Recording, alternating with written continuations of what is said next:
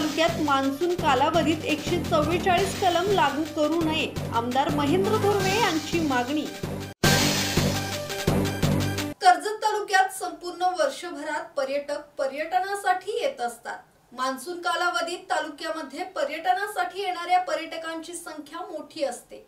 पर्यटन स्थळी कोणताही अनुचित प्रकार घडू नये म्हणून प्रशासनाच्या वतीने 144 कलम लागू करण्यात येते। यावर्षी महत्त्वाच्या पर्यटन स्थळांवर 144 कलम लागू करण्यात येऊ नये अशी मागणी आमदार महेंद्र थोरवे यांनी केली आहे। पर्यटन स्थळांवर 144 कलम लागू केले जात असल्याने पर्यटनावर बंदी येते आणि पर्यटनावर आधारित स्थानिक व्यावसायिकांचे देखील नुकसान होते।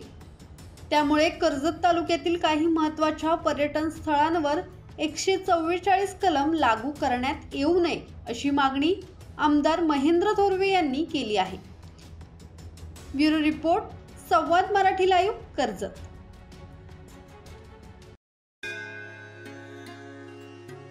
श्री गणपती संस्थान महड, तालुका खालापूर, जिल्हा रायगड।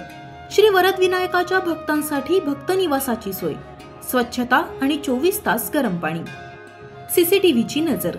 आगाऊ नोंदणीसाठी संपर्क करा 021 92 26 69 12 72 76 47 38 54।